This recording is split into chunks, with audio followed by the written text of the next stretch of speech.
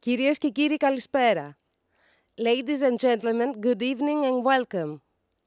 Εκ μέρους του Ιδρύματος Μιχάλης Κακογιάννης, σας καλωσορίζω στην εναρκτήρια δράση του θεσμού Αρχαίο Δράμα με διεπιστημονικές και διακαλλιτεχνικές προσεγγίσεις. Η δράση εντάσσεται στην πράξη «Καθιέρωση και προβολή διεθνών θεσμών σύγχρονου πολιτισμού στην Αττική» του ΕΣΠΑ 2014-2020 με τη συγχρηματοδότηση της Ελλάδας και της Ευρωπαϊκής Ένωσης. Υλοποιείται σε συνεργασία με το Εργαστήριο Αρχαίου Δράματος και Θεατρολογικής Έρευνας του Εθνικού και Καποδιστριακού Πανεπιστημίου Αθηνών, στο πλαίσιο των δραστηριοτήτων του οποίου εντάσσεται το Ευρωπαϊκό Δίκτυο Έρευνας και Τεκμηρίωσης Παραστάσεων Αρχαίου Ελληνικού Δράματος, ARCNET, και το Τσεχικό Κέντρο Αθήνας. Φέτος, λόγω της απροσδόκητης συνθήκης της πανδημίας, το πρώτο μέρος των δράσεων πραγματοποιείται σε υβριδική μορφή, γεγονός που μας δίνει τη δυνατότητα να ενωθούμε διαδικτυακά με εξέχουσες προσωπικότητες του παγκόσμιου θεάτρου και της θεατρολογικής έρευνας, οι οποίες μας τιμούν συμμετέχοντας ως ομιλητές σε αυτό τον πρώτο κύκλο διαδικτυακών σεμιναρίων. Συνεργαζόμενη χώρα για τη φετινή δράση είναι η Τσεχία και ο θεματικός άξονας αφορά στις ανθρωπιστικές επιστήμες, το αρχαίο δράμα και η λαϊκή κουλτούρα. Ο γενικός τίτλος της θεματικής των υβριδικών webinars είναι «Ατρίδες, μεγάλες αφηγήσεις, ανατροπές στη σκηνή». Στο σεμινάριο θα μελετηθεί, μέσα από μια συγκριτική προσέγγιση, η ελληνική και η τσεχική σκηνική παράδοση πρόσληψης και ερμηνείας του αρχαίου δράματος, εστιάζοντας τα έργα που σχετίζονται με τον κύκλο των Ατριδών. Θα θέλαμε να ευχαριστήσουμε θερμά όλους τους συμμετέχοντες ομιλητές, αλλά και όλους όσους συμμετέχουν ως ακροατές για την τιμή που μας κάνουν παίρνοντας μέρος σε αυτό το σεμινάριο και ευχόμαστε να έχετε όλοι μια εξαιρετική εμπειρία. Καλή συνέχεια. Τώρα θα παρακαλούσα την κυρία Λούση Κουλίγκοβα, Διευθύντρια του Τσεχικού Κέντρου Αθήνας, να ανέβει στο βήμα για να απευθύνει ένα σύντομο χαιρετισμό. Ευχαριστώ πολύ.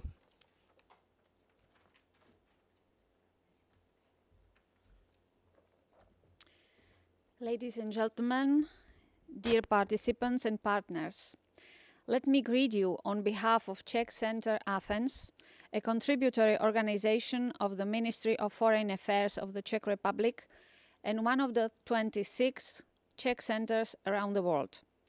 Our aim is to promote Czech culture abroad and present our country in a wide range of cultural and social areas, from art through creative industries, sports, education and tourism, to the achievements of Czech science and innovations.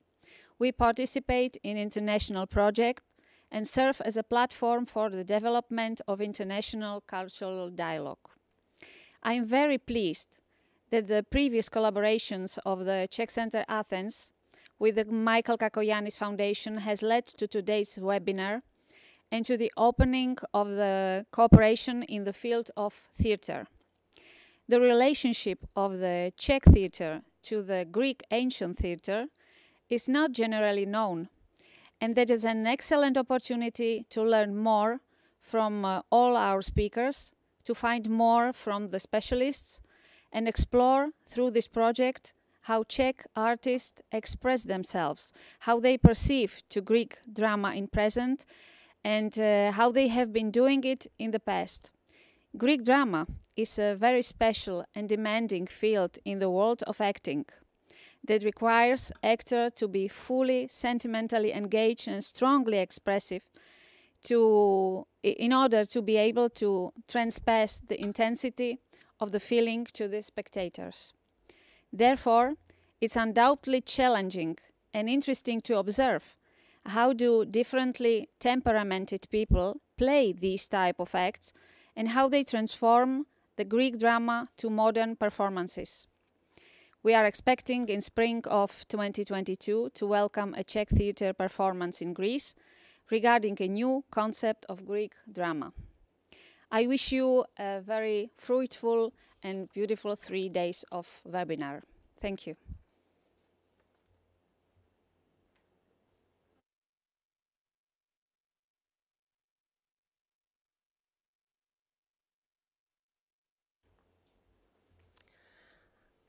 Θα παρακαλούσαμε να έρθει στο βήμα Ο καθηγητής μας, ο κύριος Πλάτωνας Μαυρομούστακος, δόκτωρ Πλάτων Μαυρομούστακος, για να απευθύνει ένα χαιρετισμό και μετά να προεδρεύσει του συνεδρίου. Ευχαριστώ πολύ. So, hello everybody. I welcome you from the Cacoyannis Foundation building. It's, as you know, this is an activity that we do in collaboration with both organizations, the Cacoyannis and the Czech Center, and we're very happy for that. This is an activity that we include in the activities of our lab in the University of Athens, but also it's mainly part of the activities of our network, ArcNet, which, as you know, has been active for many years, and I'm glad that many of his members are already here, and I want to salute them from here. So, this idea today is a continuation of a webinar that we organized in spring. Several of you did participate.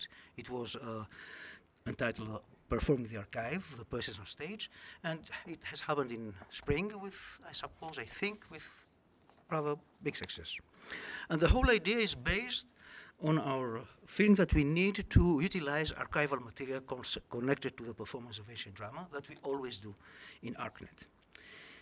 The aim is to develop, to deepen the dialogue between scholars of ancient drama and theater creators, and in a sense try to reconcile the ephemeral and episodic debate and episodic nature of academic debates with the ephemeral art of theater,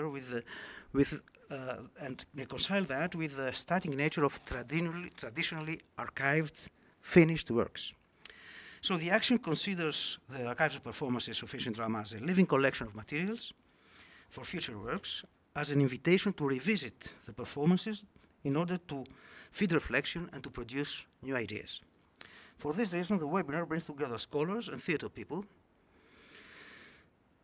in an exchange of thoughts by carrying out new approach to each performance in order to finally produce a new archival material that will form the basis of future artistic or scientific work.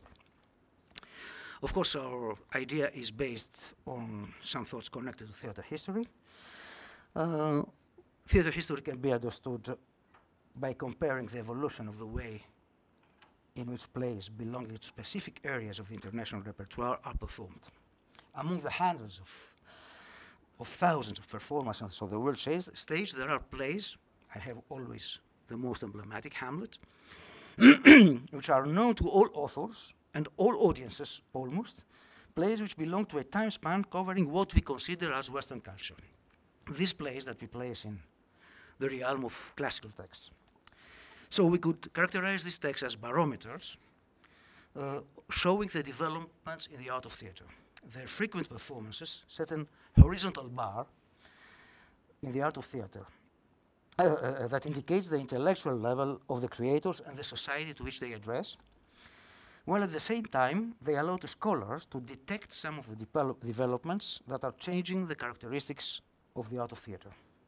Of course, they do remind us that the study of theatrical phenomenon is interested not only in its aesthetic evaluation, but also to the relationship between the theatrical event and history, the dialogue between theater and society.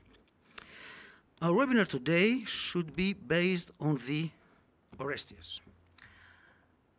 I have to share sorry, πώς το κάνουμε το share? Just a second, I have to share. Yep, I did it, and I'm here. So, I suppose that you see my screen now, right? Yeah? So, I have a first slide. Do you see the... Yeah, do you see the slides? Yeah.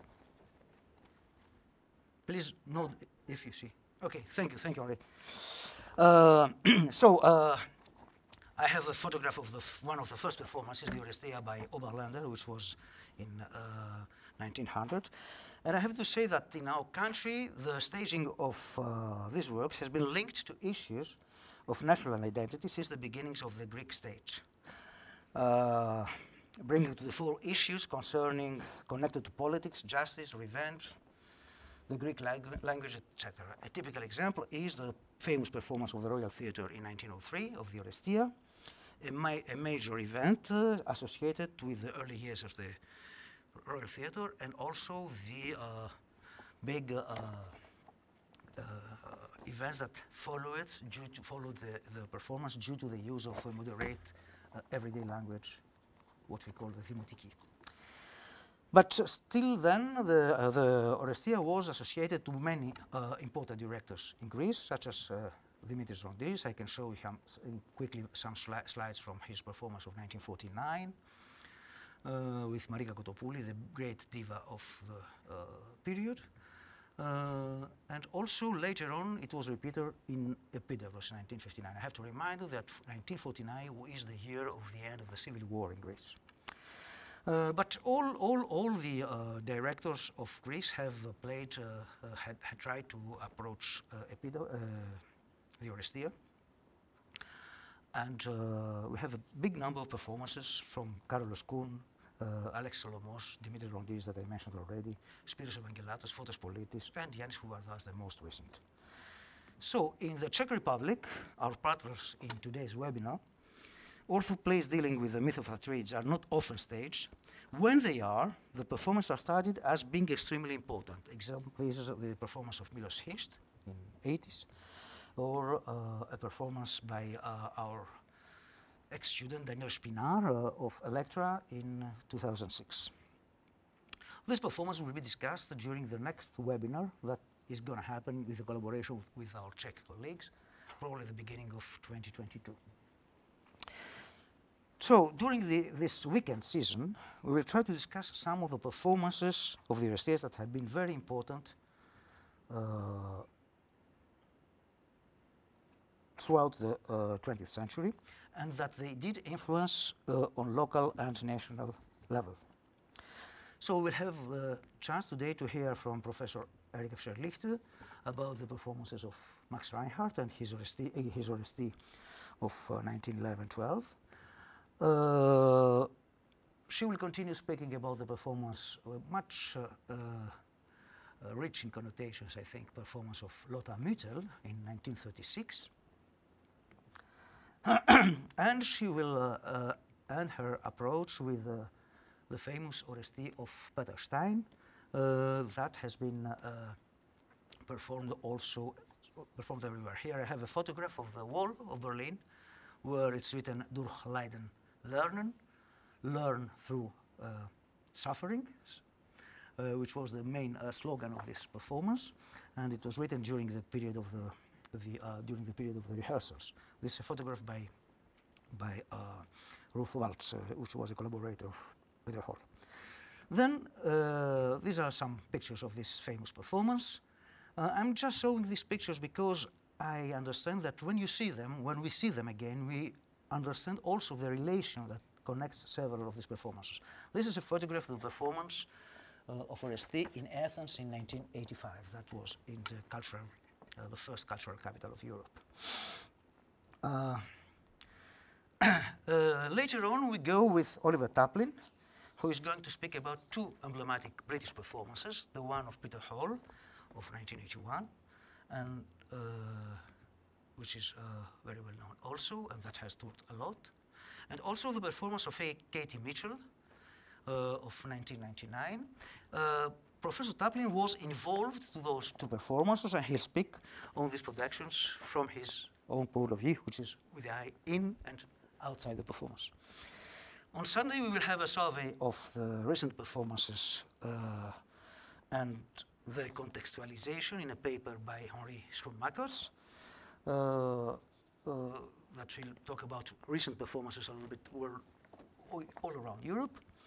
And Eleni Papazoglou will inaugurate the, let's say, Greek part by speaking about several performances that have been created after the fall of the military dictatorship in 1974. Some of them are extremely important.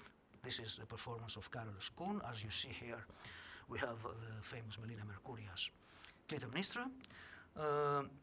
Actually, the first photograph I did show you was the theater of Epidavros on the day that the Oresti of Carlos Koun has been played. And here is some material from this performance.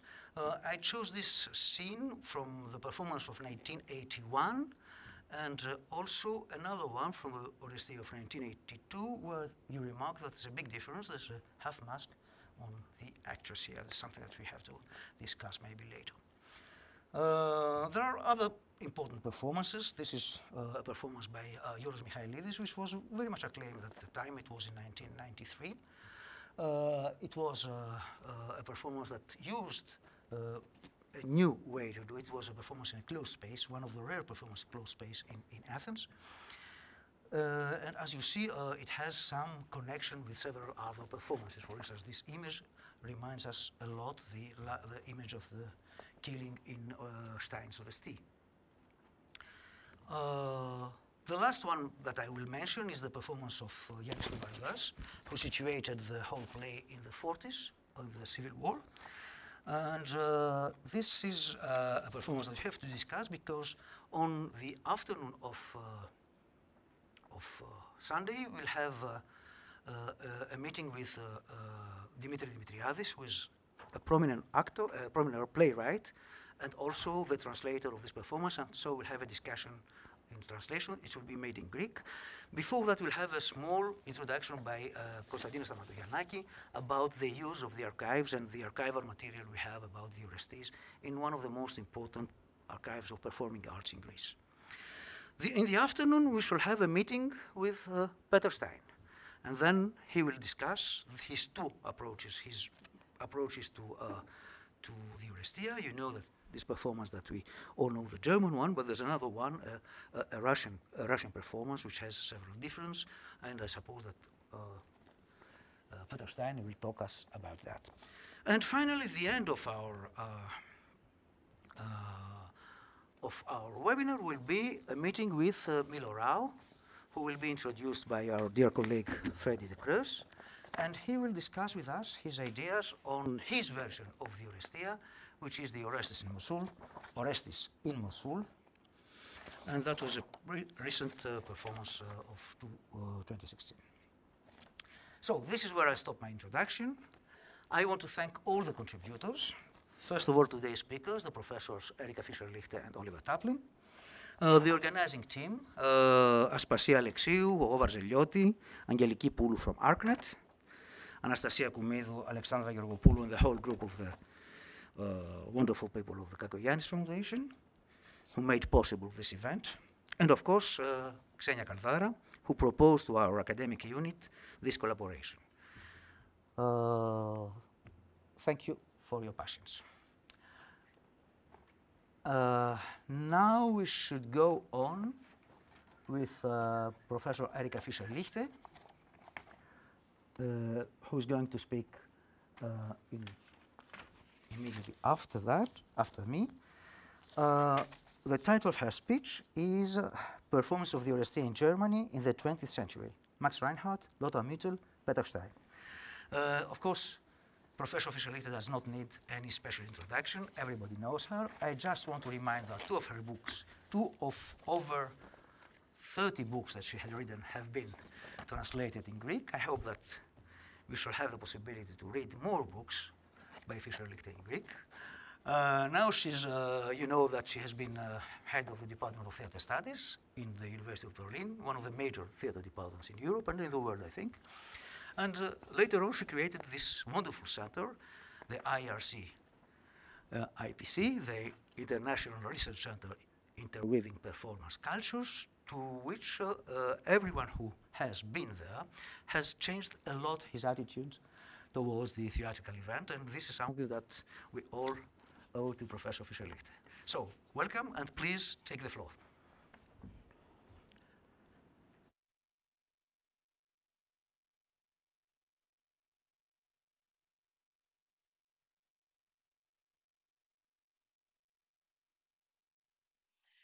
I will talk about Reinhardt's Oresteia, Mittel's Oresteia, and very briefly also about Stein's one, which I think you will have the opportunity to see a recording of. I begin with Reinhardt's Oresteia. At the turn from the 19th to the 20th century, the cultural developments resulting from industrialization and urbanization radically altered all spheres of life, including domestic and working conditions, leisure time, the arts, and even the sciences. Nothing remained untouched. Knowledge, habits, beliefs, and values all were affected. That resulted in the so-called Kulturkrise, a deep cultural crisis of around 1900. One of the various strategies to overcome this crisis was once again to take recourse to ancient Greece, albeit different strands of it. The life reform movement proclaimed the body's liberation from the constraints and pressures arising from a conventional yet artificial sense of shame, on the one hand, and the similarly unnatural living conditions imposed by urbanization and industrialization on the other. The body was to return to its natural state as depicted and expressed in ancient Greek statues. The new ideal of the natural naked body moving in the fresh air and sunlight referred to both genders. It was proclaimed as revival and recreation of the Greeks. Reinhardt's productions of classical plays were particularly popular by taking recourse to these ideas. He worked with devices that directed the spectator's attention to the performers' bodies, to the individual bodies of the protagonists, as well as to the masses of bodies in the case of the chorus, and sometimes even to their own bodies. When Georg Fuchs organized the first Munich Volksfestspiele in 1909, he asked Reinhardt to collaborate with him. And Reinhardt seized the opportunity to create his Theater of 5,000, as he called it, a theater for the masses. This theater sought to attract, I quote, large sections of the population as visitors, the very people who today, for economic reasons, are unable to attend. He staged Aeschylus' Oresteia in 1911. In Berlin, he used the circus Schumann for this production. It was supposed fundamentally to change the relationship between actors and spectators. For Reinhardt was convinced that, I quote, the best theater is not only performed on stage. Actually, the most important players are sitting in the auditorium. The moment when the one who creates receives at the same time and the receiver becomes the one who creates is when the precious and incomparable secret of theater is born. The performance of the Oresteia attracted quite a heterogeneous audience. As most reviewers on Oedipus' opening night and later performances at Berlin's Circus Schumann reported, the spectators came from all social classes and strata, which was quite uncommon at that time. School classes and students attended, as did union workers, ladies and gentlemen from the elegant west of the city, scholars, members of parliament, and of the imperial family with their entourage, which almost every review mentions. Members of the workers' theater organization, the Volksbühne, could purchase their tickets at special rates. This indeed was a people theater as far as the attendance of all social groups and classes was concerned. If we keep in mind that the ritual aspects of festivals are related to community, first destabilizing and finally reaffirming its collective identity, the question arises whether and to what extent the performances of the Oresteia might have brought about the integration and social bonding necessary to soften the tension between the growing individualism and the daily expanding anonymous masses that were all assembled for the performance. Did the production succeed in uniting the heterogeneous spectators into a community, however temporary, helping them to overcome the cultural crisis to a sense of communality and belonging? The performances in the Circus Schumann worked with three dominant devices. First, with occupation of the space by the masses. Second, creation of atmosphere, and third, dynamic and energetic bodies moving through the entire space. I begin with the first. Confused and irritated, even partly outraged, all critics remarked on the fact that the chorus consisted not of a mere 15 members, but of considerably more, and was further enlarged by hundreds of extras. They not only moved and acted in the orchestra, that is the ring, overcrowding it, but at least still neatly separated from the spectators. They also occupied the space otherwise reserved for the spectators. They entered, passing through the spectators. They even acted among them. They were everywhere. They occupied the whole space.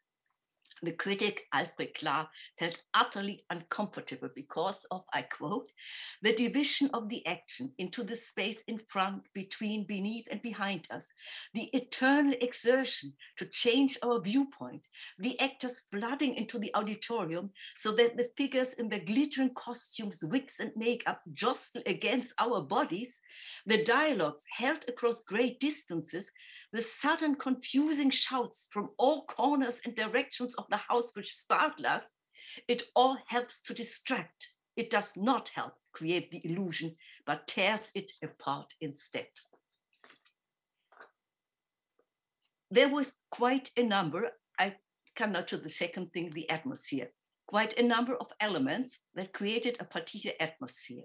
The blue light, the sound of the fanfare, the bell-like sound, the moaning voices, the particular rhythm of different noises, as well as the movements of the performers.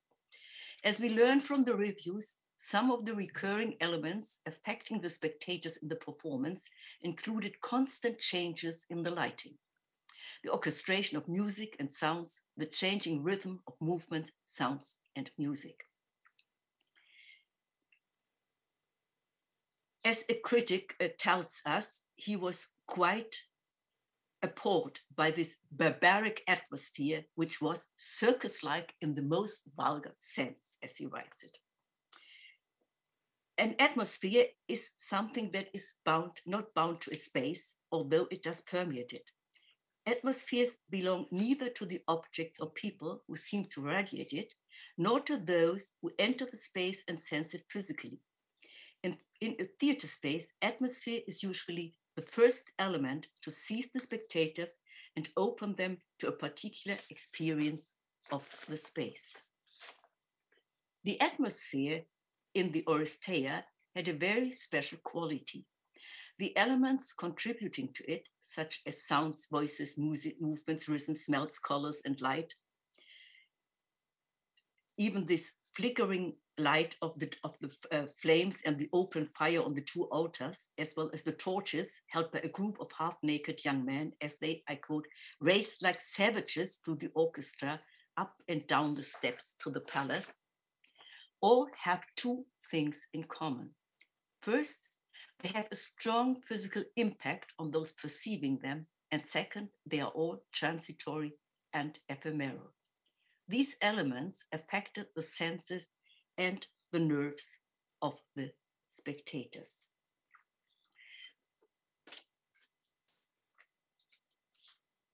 Another point were the movements of the actors. In the performance, it was not only the masses who were constantly moving, but also the protagonists, albeit in a different manner. They seemed to avoid any kind of monumental attitude or static pose so often associated with Greek tragedy. One critic says, when Orestes is about to kill his mother, it is more than sufficient to dash after her out of the palace door, hold her at the doorway and push her back into the palace when the exchange of dialogue is finished. Here, he chases her down the steps into the circus ring, fighting with her there, and finally, painfully slowly up the steps. It is terrible.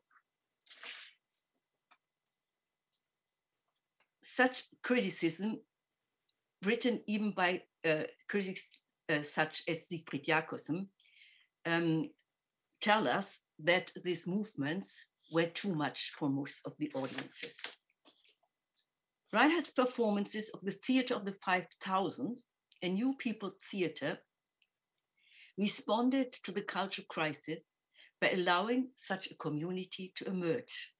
A community consisting of diverse social strata and groups, comprising Bildungsbürger, worshipping individualism and the Greeks, as well as workers thought to be part of the anonymous masses and used to being entertained in a circus.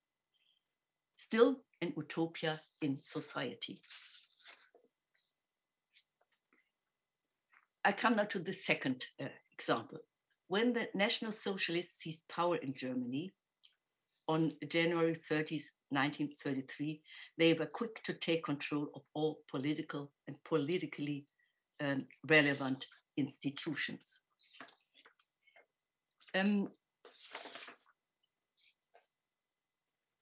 The Nazis even devised a new theater form, a so-called Trinkspiel.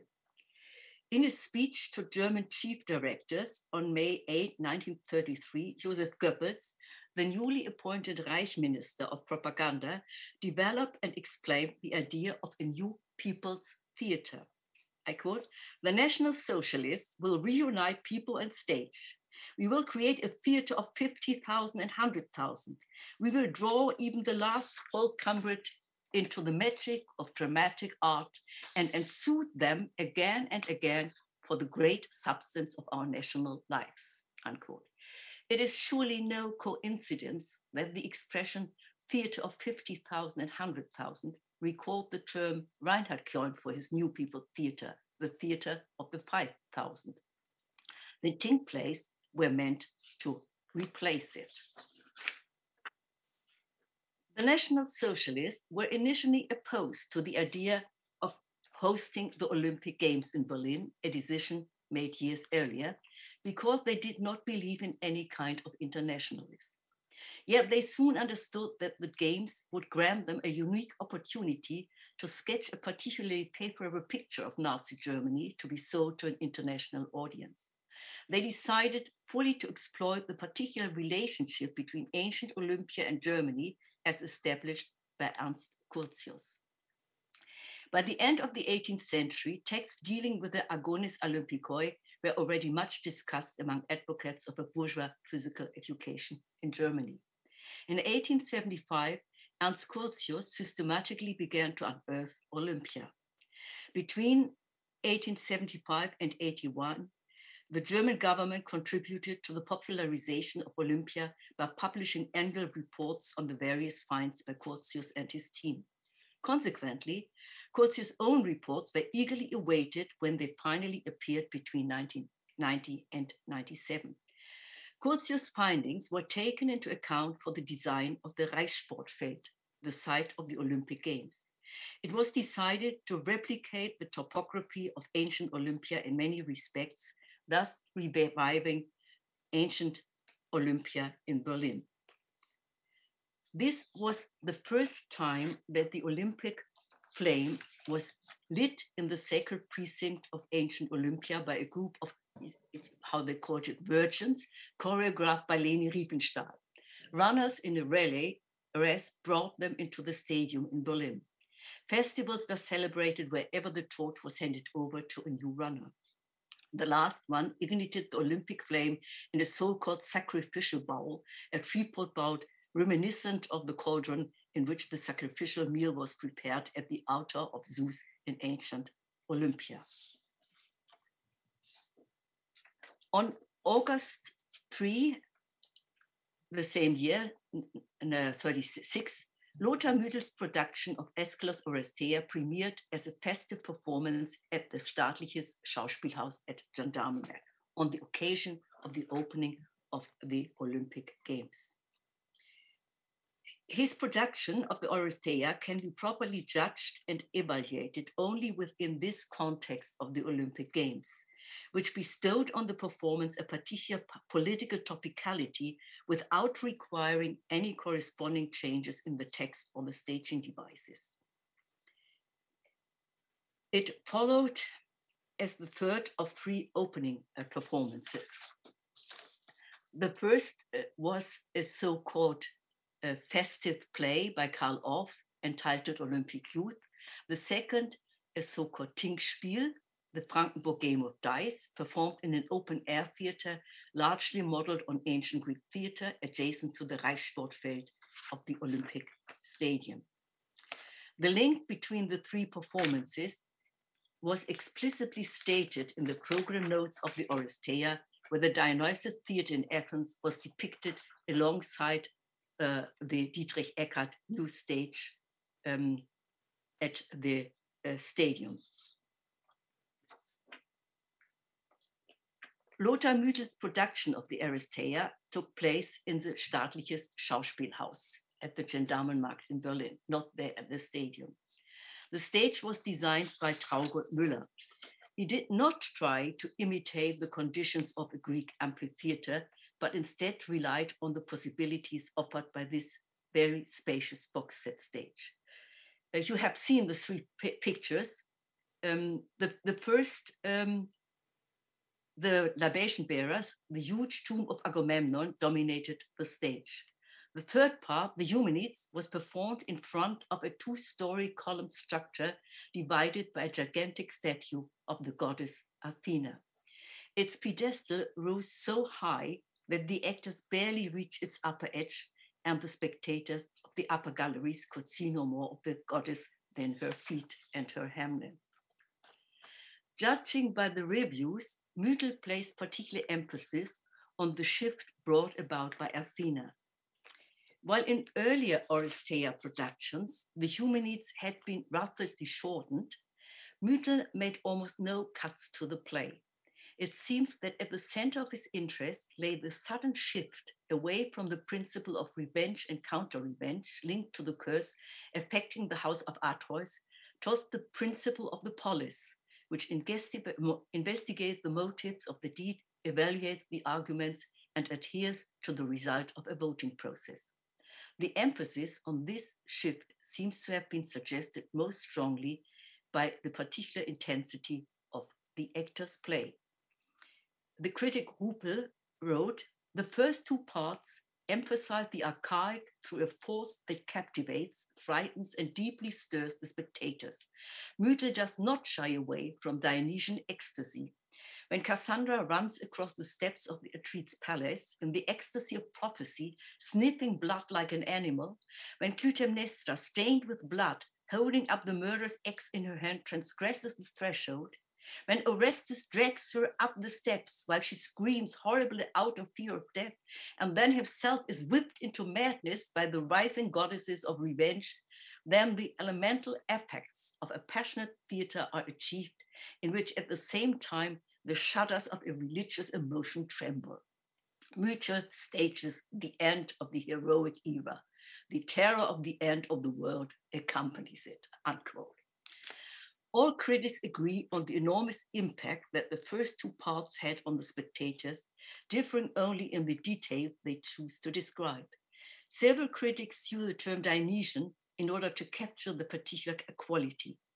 Accordingly, the transition from the second to the third part is characterized as, I quote, "the passage from the Dionysian to the Apollonian, from mythos to history, from the lineage to the state." If we agree with the critics in their judgment that the emphasis lay on the passage, it becomes difficult to discover any links between the production and National Socialist ideology.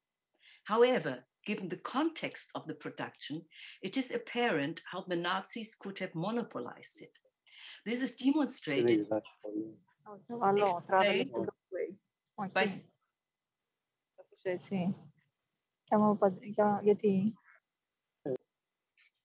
This is demonstrated and explained by several reviewers, particularly in those newspapers that were owned by or close to the Nazis.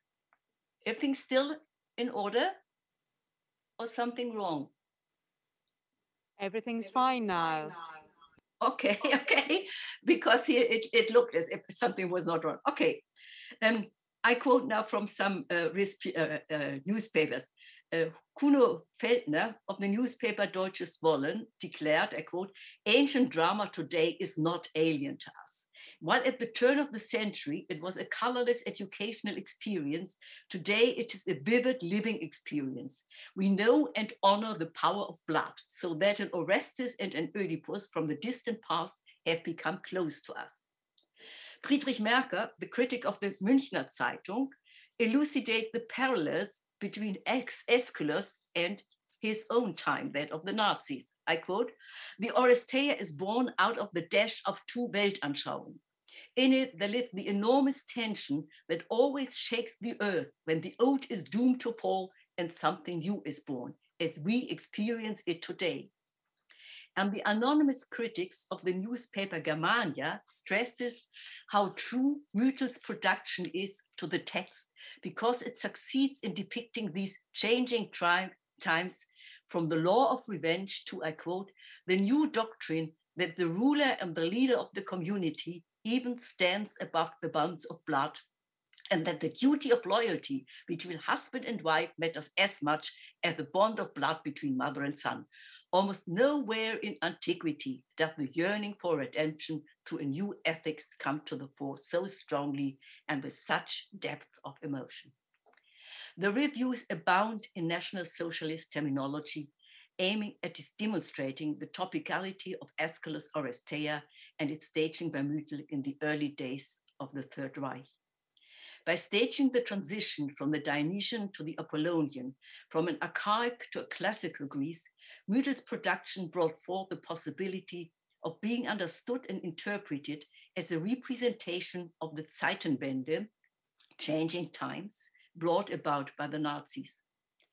Mythel's production of the Oresteia could therefore be read as a portrayal of Germany's, I quote now from the Nazis, "rise from the bloody battlefields of the First World War, the betrayal through the Versailles Treaty, and the darkness of the Weimar Republic, to the light brought about by the National Socialist seizure of power." Against this backdrop, it is remarkable that many reviews establish a connection between Mythel's production and the new Ting plays. This holds true in particular when discussing his work with the chorus. The critic of the Münchner Zeitung begins his review with a reflection on present-day significance of choric theater. I quote, "The problem of the chorus today, in the highest sense, affects our time. For in the new drama, which is meant to express the thoughts and living experiences of the Third Reich, the chorus will play the decisive role. The choice of the Staatliches Schauspielhaus to present to the Olympic guests Aeschylus' Oresteia as a festive performance surely results not just from the rather superficial reason that the Oresteia, as well as the idea of the Olympic Games, originates in Greece," unquote. It is striking then that most critics discuss the Oresteia production in terms of its possible contribution to the creation of a new German national theater. They argue that, I quote, "for us, Greek theater and its tragedies today are no longer a mere educational resource or even pedagogical object. In our striving for a national theater and drama, we understand them in some sense according to the motto exemplar docent." In this context, the production of the Oresteia is once again related to the Tingspiel movement. Also at stake here was a particular image and idea of ancient Greek culture suitable for being employed in the service of National Socialist propaganda. This is suggested by the repeated proclamation of a close affinity, even kinship, between the Hellenic and the German spirit. It seems futile to examine whether the director adapted the Oresteia to promote National Socialist ideology, or whether this was achieved more subtly through staging devices and the acting. The context in which it was performed suggested strategies of this sort. That of the Olympic Games was defined by the design of the Reichssportfeld as a topographical replica of ancient Olympia. The ignition of the Olympic flame in the sacred precinct of Olympia, the opening ceremony with the Festspiel Olympicus and the festive performance of the Frankenburg game of dice, each of these elements set the stage for a particular reception of the Oresteia. Its performance and the elements already described were intended as special revivals of ancient Greek culture in Berlin, that in some aimed at presenting Nazi Germany as the genuine heir of and actual successor to ancient Greece. The addressees consisted both of the international audience and the German public, particularly the Bildungsbürger, who were thus able to reconcile their identification with ancient Greek culture with National Socialist ideology. There can be no doubt that Lothar Müthel's production of the Aristeia, truthful to the text as it may have been, played an important part in this mission. And now, very briefly, I will discuss Peter Stein's Aristeia. It premiered in October 1980 at the small theater of the Schaubühne at Hallisches Ufer. It was the venue's last production. A few weeks later, the new home of the Schaubühne, a former cinema built by the architect Erich Mendelssohn at Leniner Platz in the 1920s, was inaugurated. The Aristeia marked the end of an era. At the heart of the project were reflections on history, specifically that of European theatre, as well as on the introduction of the constitutional state based on the rule of law. It is true that there were allusions to, or indeed quotations from, the theatrical conventions and performances of ancient Greek theatre and the Dionysus festival, which I cannot enumerate here now. But you will, I think there will be a recording shown to you. The rituals in the second tragedy, the libation bearers, were performed with the greatest possible precision in accordance with the latest research on the topic. Each action was clearly recognizable and describable, although the meaning of each remained obscure. Athena, in the Eumenides, too, looked exactly as if she had just climbed down from an ancient pedestal or out of a vase painting. However, none of these allusions or quotations could be mistaken as an attempt to convey a historical, accurate, a true picture of ancient Greece. Rather, they served a different purpose in the context of the reflection on history and on theatre's different use on it, which was performed over the course of the trilogy. In this context, the spatial arrangement is of paramount significance. The stage and the auditorium seem to be clearly separated from each other. The stage was raised to a level considerably higher than that of all or most of the auditorium. However, 5 steps led from the auditorium to the stage at the center of the platform. During the first 2 parts,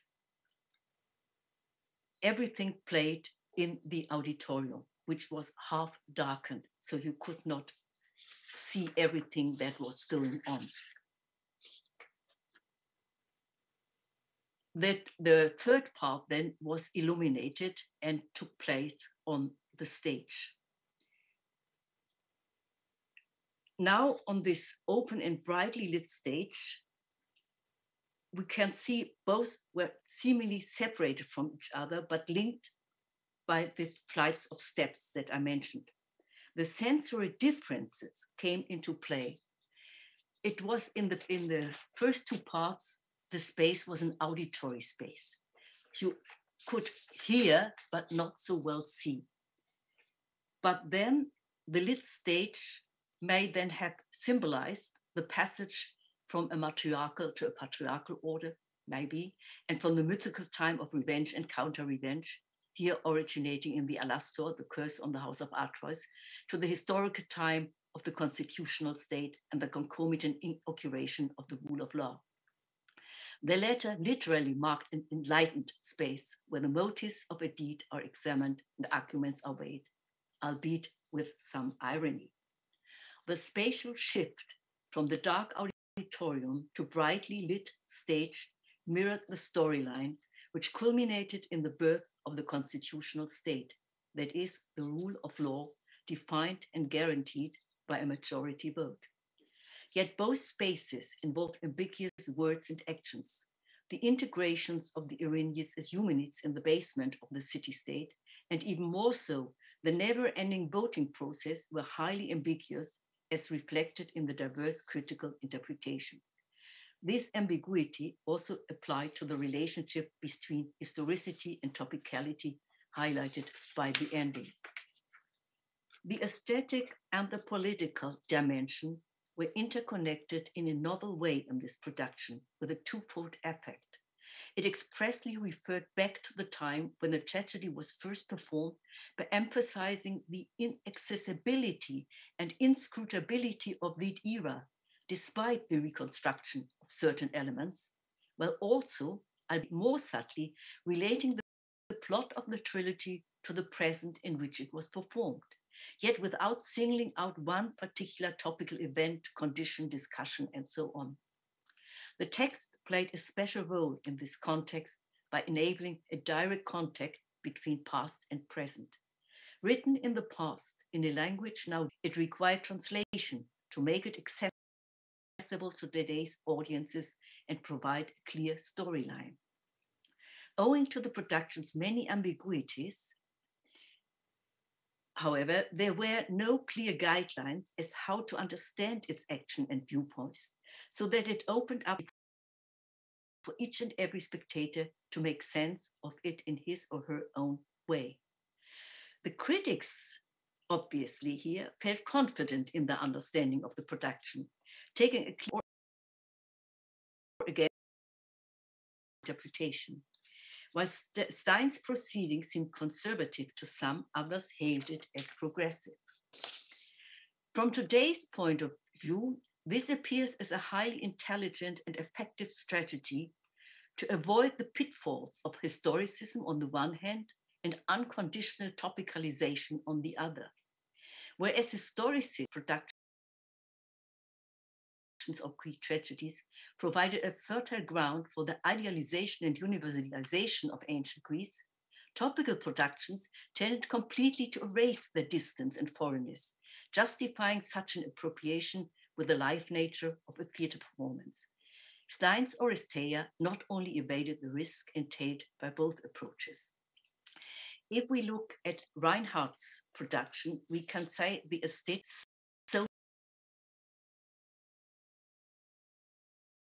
social purposes by creating communities.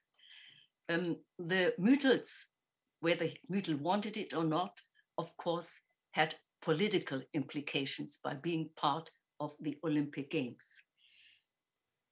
Stein's production, quite contrary, could be called a philosophical theater. Thank you very much.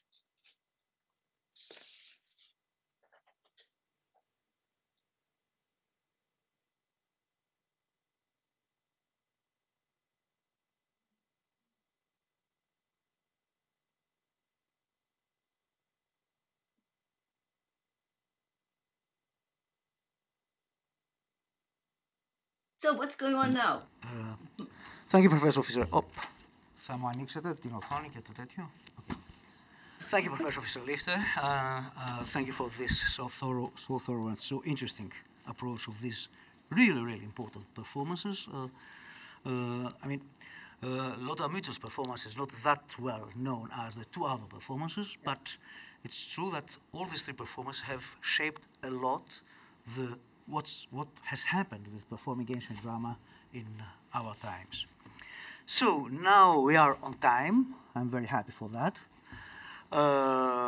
And we can have a small discussion for about 15 minutes. You know that you can either send me questions at the chat or raise a hand. You know that on the lower part of your screen there is something which says reactions, and there you can press and raise a hand so that I see your reaction. So who is the first who would like to pose a question?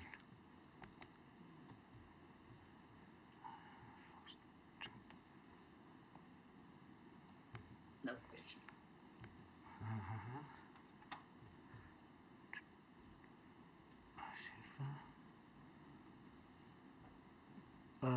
Oliver, I see you speaking. Well, if nobody else is going to, Erika, thank you very much. It was wonderfully informative and, as usual, showed great, I think, contextual insight. I was wondering about the 1936 production, yeah.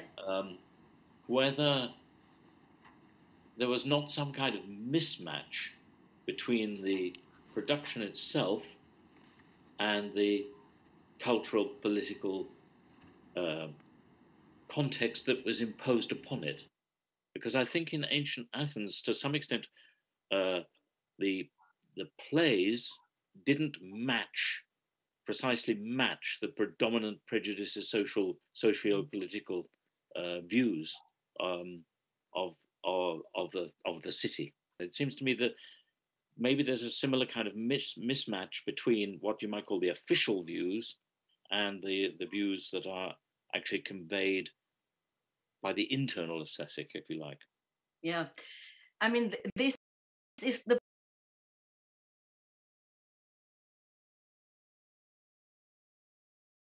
problem with the documents that we have. I mean, everything what Müdel later on said was, of course, he had in mind to give a text-oriented production. The critics, of course, what we have are mostly the statements by the critics, not of other people who visited it.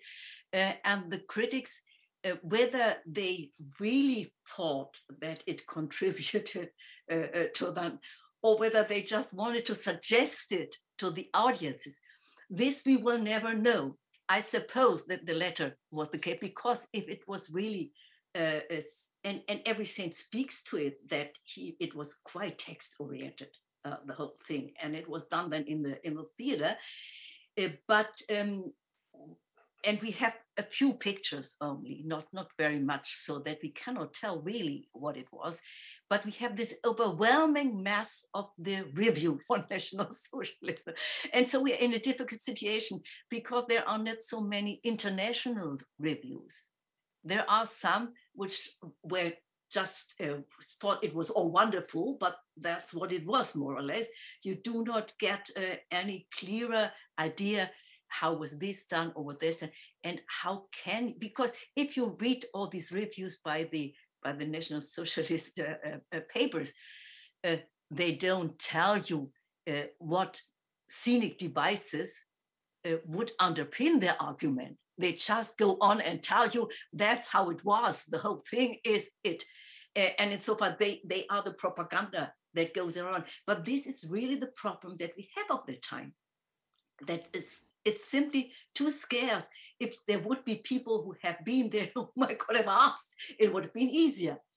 But they are not. And that's really, for me, it is obvious that this is propaganda and just giving just for people, because it's the Olympic Games that has an important impact on the international scene.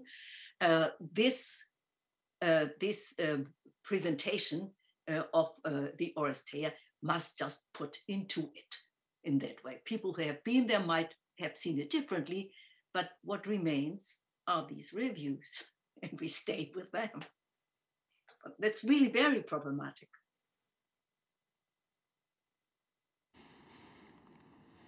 Okay, thank you, Professor Fischer-Lichter. I remark that there's a lot of people here that I would like to salute, and I suggest that you open your cameras so that we see each other for a while, and at least until the discussion. And anyway, I would like to say hello to some of the members of our network, Mary Hart, which I see here, Mirek Kochur, that I've seen somewhere, Victor Arditi, and other people and colleagues from Athens University, such as Eri Stavropoulou, and many, many other people that with whom we have been together in the network, Natalia, Eleni Spezioti, and many of our students from the University of Athens, which I welcome. Now, after that introduction and the idea of opening your screens so we see each other, we should go to a second question, if there is any. Yes, Mary. Καλησπέρα. Good evening to everybody. Who is it? Yes, please. Hello, Mary. Somebody is trying to ask. Hello. That I don't hear. Who is it? It's Mary. It's Mary. It's Mary. How's Mary? Yeah. No, I don't want to ask something. Oh, Just say hello. Okay, thank you. But it's so good to see you, Mary. You too. So, well, actually, we shall have the opportunity to speak again about the performance of Peter Stein. I was really, but I will put it on another matter, because, I mean, I believe that this performance of Peter Stein has been very, very important for all the years, I mean, the last 20, 25 years of the 20th century. And actually, I was really shocked when I've seen this screen, this photograph I showed you, this Durchleiden Lernen, which has been more or less the slogan of the performance, as I understood. And then I remember that a most recent performance, which was by Thalheimer, did transform the Durchleiden Lernen, through suffering learn, to a Tun-Leiden Learn, which means act, suffer, learn. And this is, I think, an interesting twist. Would you like to comment this connection or this with these two performances, that I know that you have also a clear idea on this performance?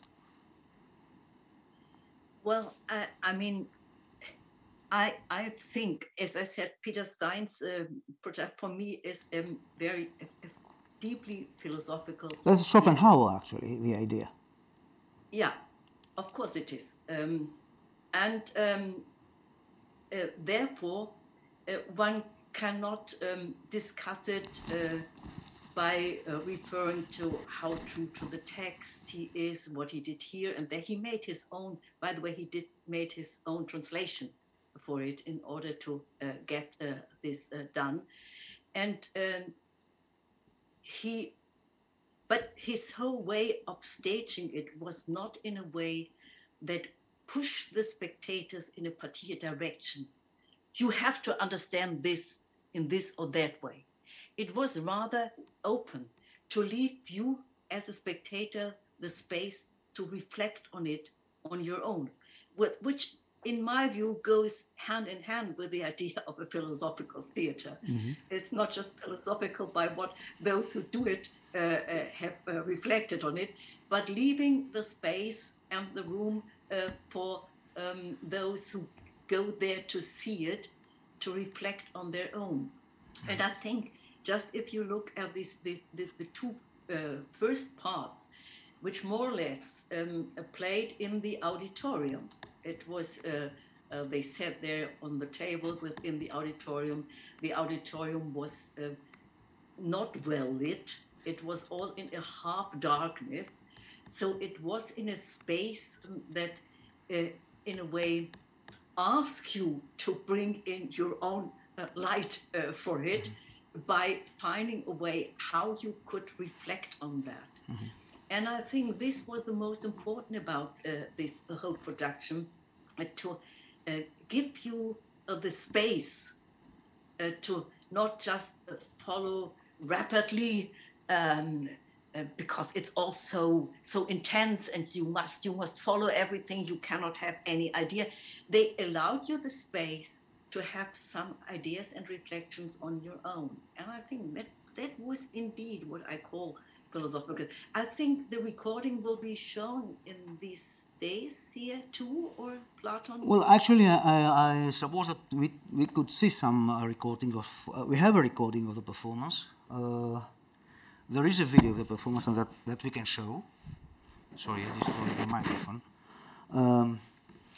And I'm not sure that if tomorrow Peter Stein will show some extracts. I don't think so. He will try to speak, but we can arrange that people who want to see that can see it. I mean, we have seen this performance in Athens in 1985, and actually you have seen a second performance of Peter Stein, the Russian one, in the theater of Epidavros, if I'm not wrong, in the early 90s, if I'm not wrong. Which is an interesting performance too. 94, I think. 94, yes, early 90s. So actually, and also another thing which is interesting is that in the 80s we have a big number of Orestes. We have, as you know, we have Peter Stein, we have Luca Ronconi 1 or 2 years after, Peter Hall, Carolus Kuhn. So it's something like an avalanche of performance of Oresti during this 4 or 5 years. Also the Atrides of Ariane Moschkinis is 1 decade after. But it seems that there is something with this time that has to do with the performance of the Orestes, I think. I think that there is, no, is there a problem on a technical level? No. Okay, good. Sorry? So, I see a question from Triandafylos Bostangis. Can Mr. Fischer-Lichte define if there is a connection between Reinhardt's and Stein's production? Oh, I'm not sure. I mean, Peter Stein, this is a question one has to pose to Peter Stein. He usually works very much in the archives and everything. He is so well prepared before he starts a production that it might be that he looked at that. But they are so different, the two of them, because as I explained, what one gets from what the reviews say, what actors have written in their memoirs, whatever we know about this, it was really a performance that for which it was important that it created some sense of community. First, having an audience from all different social strata. Just imagine that. I mean, the Greek tragedies were thought to be for the elite, for the German elite, those who know Greek and learn it at the gymnasium, and for them it is. And he did it in the circus, where there is not such this difficult for common people to go into, and bring it there for really masses. And as therefore I enumerated all this kind of people who were there. There was really from the workers up to people from the emperor's family. Everybody was there and trying in those times to build out of them a community. I think this is so completely different from what Peter Stein did in the 80s, that I would never come on the idea to link them to each other. I would only link them insofar as one can say they responded to problems of their time. This is quite true, both of them did, because all these crises that were there just in the years before World War I, they were more or less all addressed by Reinhardt's production, by trying to bring together the people from so different social strata and from so different spheres to something to say, let's have no class struggle and things like that. It was really something, we bring them all together in this vision, this we would say this is very unrealistic. In this vision, you can make a kind of theater in which then all people meet on the same level, on the same foot, and that's how it should be. And this is so absolutely different. I said, this is the social dimension of really this production. And I don't think that Peter Stein had much thinking about social dimensions of his production. I don't think he had any at all about that, but it was really something, this is why I call it a philosophical theater. It was something that invited the spectators to reflect on that and gave them time. I mean, these long, huge intermissions that we had there, giving us time to reflect and to discuss everything amongst each other. It was so absolutely different that I think, no, I would be very careful. One can compare them, but I don't find that there is something important that they would have in common. I would not see that. Mm-hmm. No. Thank you, Professor. More questions? I see that more people have been into the room. I say hello to Angela, to Anastasia Mercouri, and of course to Angeliki Poulou, who's been with us since a while. I don't see any more questions. Eleni, please. Eleni Papazou, please. And maybe this should be the last question. Yes, Professor Lichter. Thank you very much for this. It was fascinating. I have a question. Do you have any evidence, anything, that could give us an indication about how working class spectators responded to Reinhardt's production? Something in the newspapers, or I don't know what that could be. Yes, it is in fact that in the workers' papers, we have reviews that tell us that it was well received by them, that they were enthusiastic about it, and that they felt that it was something that helped them widening their horizon. So it is, in fact, it had a great impact just on those spectators. What I like so much, because the Bildungsbürger, that they were critical first, but then they got enthused also. That's okay, because they were so close to anything that had to do with Greece and what do I know, Greek tragedy. But for the workers, it was quite a new experience. They did not go there with any ideas what it would be, and they found it great. They were enthusiastic about that. So, I mean, such innocent spectators were Reinhardt's ideal spectators, I would gather. I mean, this innocence, meaning that they were not yes. He loved these kind of spectators the most. Yes, and it was done for them, there for the circus, where they would usually go. That's the place where they felt at home, not as some of these bourgeois critics who did not feel at home in the circus ring, but they did, absolutely. And it was made really to open up for them, that they could come. And I think he was quite successful with that. And it's a pity that then it could not go on in that vein. Okay, thank you, Professor Lichter. If there is any other questions, please raise your hand or just start speaking. If there is not, maybe I should say hello to a newcomer, Professor Bernd Seidensticker, who just entered the room. And then I will pass to Professor Taplin, who is with us. I have to say that with Oliver Taplin, we met many, many years ago in the margins of a conference that was happening in Komotini. And since then, I had the honor and the pleasure to collaborate with him in sort of fixing this network, and his contribution was more than important to me and to this network. But he, as you know, he did also create the APGRD, the Archive of Performance of Greek and Roman Drama, in Oxford, in collaboration with Fiona McIntosh and Edith Hall. He's written many books. 3 of his books, I think, are translated in Greek. And actually, what we do not know very much of him is his connection to several performances of ancient drama, 2 of which are the subject of his speech today. So he'll speak, as I told you already, about the 2 performances of the National Theatre.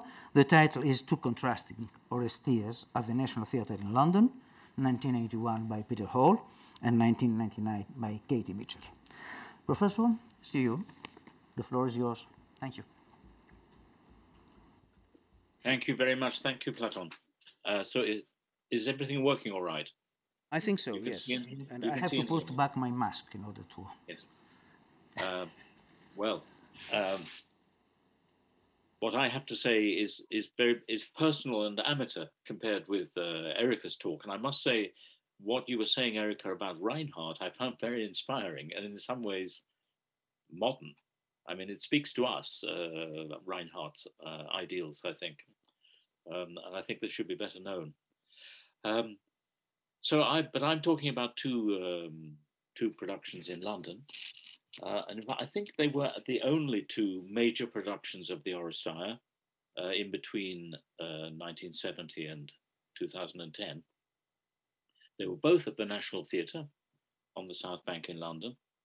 And as Platon said, I was personally involved with both. And so that's really what I'm going to talk about this afternoon, my personal experiences and some insights I hope that I may have gathered from those. So first, I'll talk about the 1981 Oresteia. The National Theatre building was new. It was a kind of an inaugural production. It was on a big budget, with a lot of people involved, and many months of rehearsal. And it was a stroke of luck that I became involved. I wrote to Tony Harrison to ask if he would contribute to a magazine that I'd started. And I got this extremely friendly response, inviting me to go to rehearsals. And so we met, and we got on extremely well, and we bounced ideas off each other in a very exciting way. So I went to quite a lot of the rehearsals. And well, Tony Harrison and I have remained friends ever since. And I think the greatest thing really that I can tell you about, which I learned from, which I know from the rehearsals, and which is not, so to speak, in the public record, is that really the true director, the leading director of that production was not Peter Hall. It was Tony Harrison. He was the person who, he really was the person who gave interpretation to the plays and who gave style and mode to the plays, gave them all their rhythms, their musicality, and he was almost entirely responsible for the staging of the action. And actually that's where I have my little professorial contribution to make, because he had read my Stagecraft of Aeschylus book, and on the whole, I'd say the stage directions for the production go along with what I proposed. Anyway, what was the role of Peter Hall? Well, he was the director of the theatre. He got the whole thing together. He collected a brilliant team of artists. Above all, Tony Harrison himself, who provided the translation and the interpretation, but of Jocelyn Herbert, a great designer. Harrison Birtwistle, who of course is a world celebrated composer. So the music, the design, the movement, the choreography, Peter Hall got that team together. And then in rehearsal room, he was quite often just standing at the back and letting the team get on with it. The team particularly held together by Tony, who was a very strong personality. The main thing that I saw him actually directing himself was the choral movement. He worked on how the group would move together. I can remember him using the analogy of a shoal of fish, how the shoal of fish would turn and then move together. And that, I think, was, he regarded himself as particularly responsible for that, and particularly responsible for the rhythms of the chorus, the syncopated rhythms, which then Harrison Birtwistle supplied a certain amount of kind of percussive background to them. But at the same time, I have to say that I don't think Peter Hall understood everything they were doing. I mean, I don't think he understood the place of the masks at all. That was entirely a Tony Harrison interpretation. And he didn't understand how strong the chorus could be when it was in unison. His line was always to have one member of the chorus speaking at a time. But there are a few places where Harrison Birtwistle managed to get a unified song of the chorus, and those are those of you who've seen the video, which was made for television, of the production may recall that they are more powerful than the spoken parts, or at least as powerful.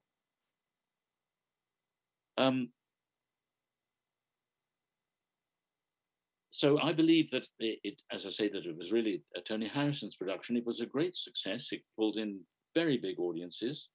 And interestingly, in relation to the Reinhardt, it was not aimed at an educated elite. In fact, classical scholars some of them didn't like it, whereas the general public loved it, and it was an enormous success, an enormous box office success, and ran for many, many months, as well as being actually, I think I'm right in saying, the first production to be put on as a Piraphros in a language other than Greek. I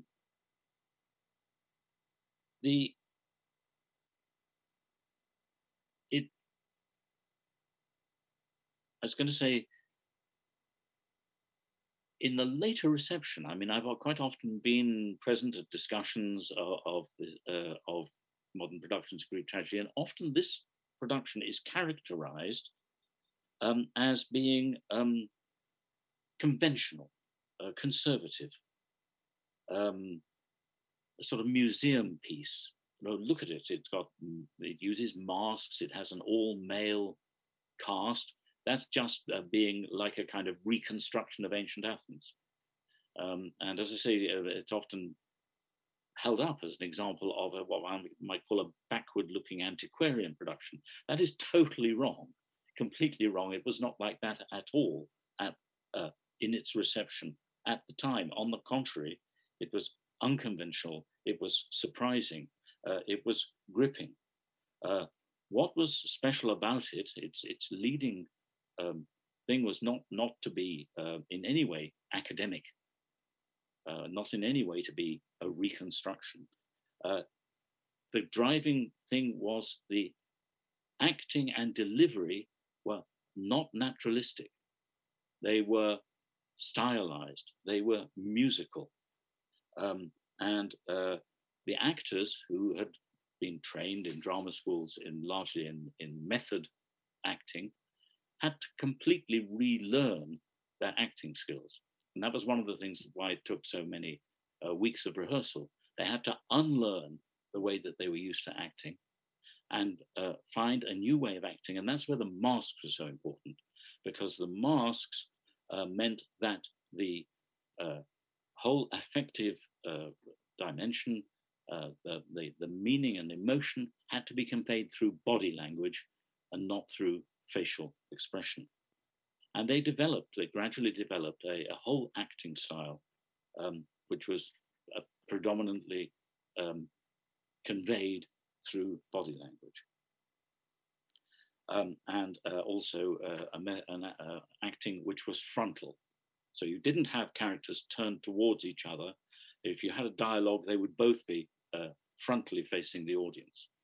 And this was amazingly effective. And with the rhythm of the language, and Harrison's verse was really quite mesmerizing. And I think, the great majority of people who went to that production were totally gripped by it. They didn't feel they'd been to an educational occasion in any way. And it was very careful, the production was very careful not to demand any previous knowledge of Greek literature or Greek civilization. Why, though, did he, as well as using masks, why did he make the cast all male? Is nothing to do with antiquarianism, nothing to do with, that's because that's what the ancient Greeks did. He did it because Tony's great obsession and the dominant theme, really, of the whole trilogy was gender conflict. The conflict of male and female running right the way through the trilogy was his leading theme. It's well known that he actually wanted to divide the audience. He wanted to have all the men sitting on one side of the auditorium and all the women sitting on the other side of the auditorium in order to bring out the gender conflict even more clearly, but the National Theatre overruled that desire. There are many pictures of this production, and there's was a Channel 4 film, which I guess must be easily accessible on YouTube. So I'm only just going to show a very few slides before moving on to the second production, just to underline some of the points that I had made. So are we somehow able to, yes, good, thank you, that's splendid. So here is some evidence of the kind of homework that Tony Harrison did. He had studied ancient Greek at university, at Leeds University, and his text, the Greek text, which he translated from the Greek, is in the university library in Leeds, and it is annotated like this throughout. Here is the very end of Agamemnon. Particularly pleased with this because you see immediately beneath the text, there's a quotation from my book. But it's annotated word by word. It was a work, the translation was a work that took him several years, but as well as the verbal translation, you'll see a diagram there to do with the arrangement of the stage and the arrangement of the chorus. It's absolutely full of theatrical material as well as verbal material, and full of interpretation and ways of turning the interpretation into staging. So if we have the next slide. This is Cassandra, and there you see the chorus of old men, the kind of masks and costumes that Jocelyn Herbert created. They're not ancient Greek, but obviously they're not modern. She really created an aesthetic of her own, both in the mask and the costumes. And there you see Cassandra, as I said, frontally facing the audience. And the next slide. Here is towards the end of the second play. So up at the top right there, you see Orestes. He is standing over the bodies of Clytemnestra and Aegisthus that are lying there, and standing up for what he's done. And he calls for the cloth that Clytemnestra had wrapped round Agamemnon in the murder of the previous generation, so to speak, to be displayed. And it's a cloth and a net. And there you see this probably the arrangement of the chorus there probably was arranged by Peter Hall. That was as I say, the aspect of the production that he took a particular interest in.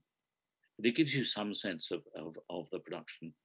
And I haven't got color pictures today, but they are easily accessible if you want to see color pictures. And the next slide, I think, maybe the final one. Yes, Orestes. Now, the one actor above all became absolutely brilliant at body language and able to make, as they did, in effect, you felt that the mask took on expression because of the way they moved. And that was Greg Hicks, who played the part of Orestes. All of the actors were also members of the chorus. So they emerged, so to speak, but they were much more anonymous, much more without their names than in a conventional production. I don't know why Jocelyn Herbert went in for such a huge statue of Athena, but I was interested to hear Erica talk about the enormous statue of Athena in the 1936 production.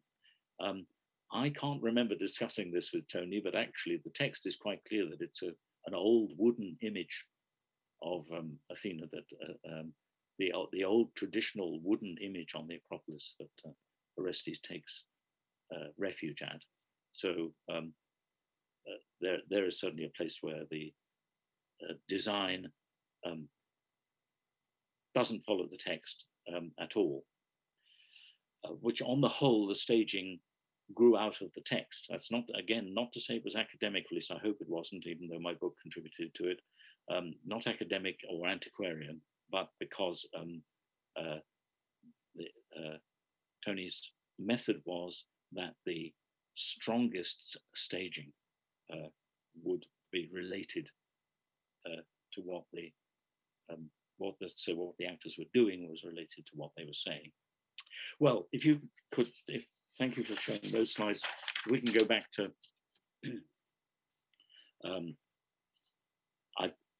to me, I'll now talk about the second of the productions that I was involved in. So how much later? Nearly 20 years later. And this was put on in 1999 and in 2000. It was in two parts. And actually, I think in the published text, and certainly in the program, the two parts were given titles that I thought up. The first part was called Home Guard, and that was the Agamemnon. The second part was called Daughters of Darkness, and that was the other two plays. And this production could hardly be more different from the Peter Hall production. It had a small cast in modern dress and was put on in what was then the Cottesloe Auditorium of the National Theatre, now called the Dorfman, which is a small black box.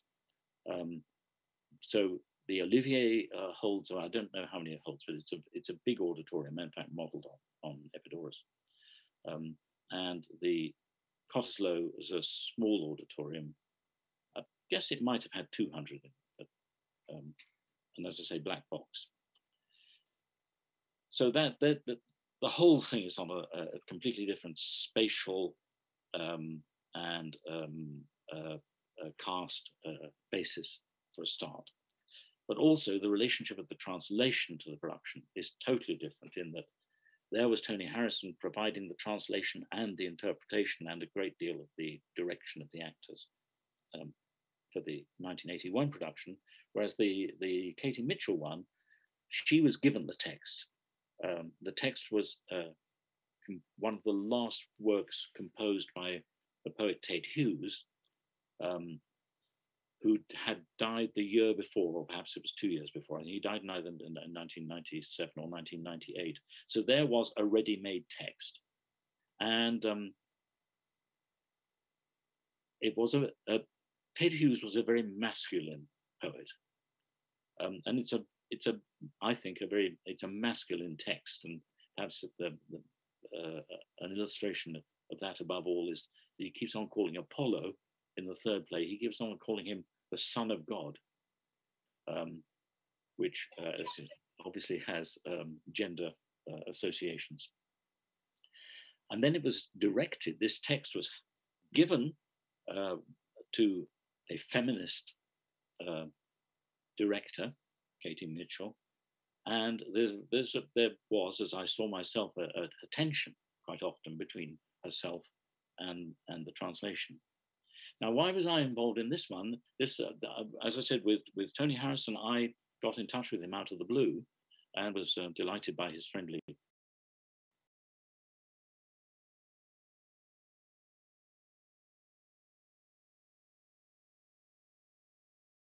response. Katie Mitchell, I knew a little bit because she had been a student at my college in Oxford, where she studied English literature. And her mentor, her great mentor there, was a close friend of mine. So I'd known Katie a little bit ever since she was an undergraduate and had followed her career and seen some of his, and actually reviewed one or two of her early productions. And I was only too pleased to get her, she got in touch with me and asked, would I collaborate with her? Would I, actually, she wanted to call me a dramaturg, and I think I probably was a dramaturg. But the National Theatre in London didn't at that stage recognize that foreign term.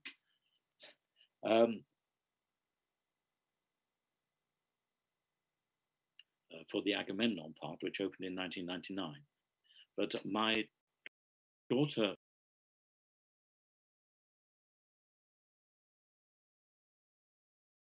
that stage, so I had much less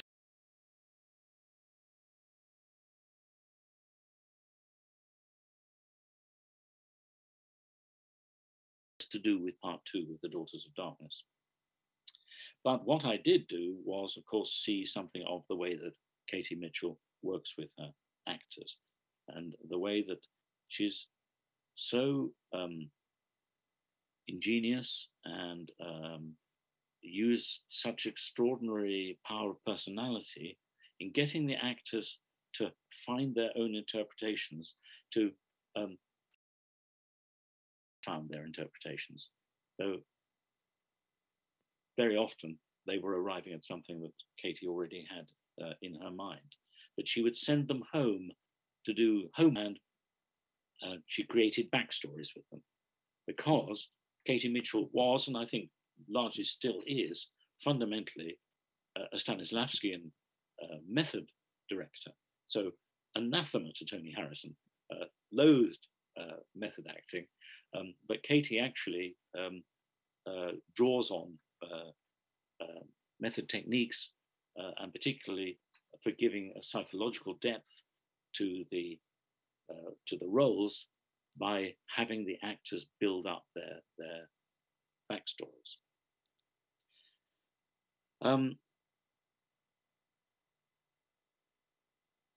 My main role, though, was not actually at the rehearsals. It was meeting Katie with the Tony Harrison, with the Ted Hughes text, sitting in cafes, hour after hour after hour, drinking endless coffees, because she went through the text, phrase by phrase, word by word, discussing it with me, asking me questions about it. She really wanted to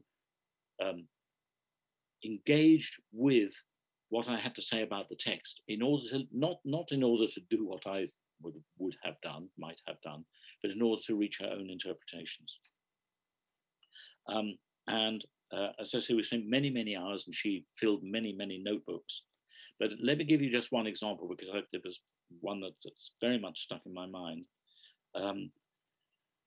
One day we were discussing the way that there is a recurrent motif of cloth falling on the ground, cloth being put on the ground or cloth falling on the ground. And I drew attention to the way that when Iphigenia is sacrificed at Aulis, Aflida, they say they held her up above the altar. This is the chorus reporting what they'd witnessed 10 years earlier. They held her up above the altar, and the cloth fell from around her to the ground. And then at that moment, I can remember it vividly, Katie said she would have kept her dresses. What she meant is that when Clytemnestra's little girl was sacrificed at Aulis, her mother would not have thrown away or given away or destroyed the dresses that her little girl had worn, but would keep them, and would keep her clothing, a little girl's clothing, as a spur to her revenge. And that became an important motif. And one of the slides I have to show you, you will see, and I'll draw attention to it. But it also produced what many people thought was one of the most memorable moments of this production, which was also utterly gripping, but gripping in a completely different way from the highly rhythmical, musical, stylized performance of the Tony Harrison production. And that was when it came to the scene for the laying out of the purple cloth between Agamemnon, who's just arrived, and the doorway, and Clytemnestra tells her maids to lay out the cloth and persuades him to trample on these purple fabrics so that he doesn't even touch the soil of his homeland before he goes into his death. And so Clytemnestra said to her maids, roll out the cloth, and they unrolled what looked like just a roll of fabric, almost as you might get it from a cloth shop. And there it was, this path, and it was made entirely of little girls' dresses stitched together.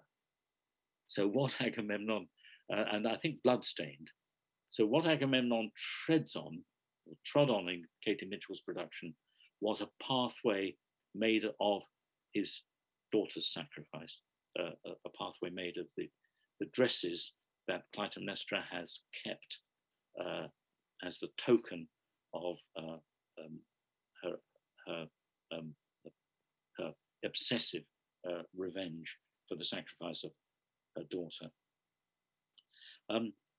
I guess the driving forces of Katie's production were really primarily psychological. Where does the psychology for revenge, the psychology for power, the psychology for warfare? It's the time of the Bosnian strife and the Balkan civil wars, and there were allusions to that. And the modern dress production, as I say, was really, I think, primarily to do with the psychology of motive, and that's where her method came into play. It's interesting that just there was the misapprehension. There has been the misapprehension in reception. It was not the Tony Harrison production was not considered to be in any way antiquarian or academic at the time of the production. That's something that's been imposed on it by people perhaps misreading, as I see it. That was not the feeling at the time. Katie, I remember saying that people will bound to regard her production as somehow old-fashioned because it's the Oresteia. And she said, on the contrary, it's actually the most experimental thing that I've done yet. And at least two of the things that she did in that 1999-2000 production have since become very familiar. So they no longer seem as revolutionary and as surprising as they were at the time. One is the use of video. She had, the actors would, this was highly rehearsed, have little handheld video cameras so that at any particular point, an actor could, that if that camera was on, the picture produced by that camera was on a screen at the back. So things that were happening on, some of the things that were happening on stage were magnified and put up onto the screen at the back. And the other was a soundscape. There was a pre-recorded soundscape of noises, some of them very disturbing and rumbling and atmospheric. There was a pre-recorded soundscape, and both of those things we're so used to that. We're used to the use of the video on screen, and a director like Ivo van Hove uses soundscape routinely. So let me just show you a few slides. These are all black and white. Now, as I said, the pictures of the Tony Harrison production are familiar, and so there is a film available. There's no film of the Katie Mitchell Oresteia, and many fewer pictures available. But this was one that was actually officially used by the theatre, as you see, and it's Cassandra. And again, the production that used cloth. You remember Cassandra throws off her cloth. So Katie thought of her as contained in this kind of translucent fabric. And you see the chorus, who are old men, they're old war veterans, sort of Second World War veterans. So one of them, as you can see, the one nearest is in a wheelchair. Interesting that they wear those hats, those kind of Homburg hats, of very much the same style as the Peter Stein. But whether it's under the influence of the Peter Stein or whether it's arrived at that independently, I don't know. But there they are the home guard. They're the old soldiers, the old veterans. And there they are trying in vain to understand Cassandra. Next one, please.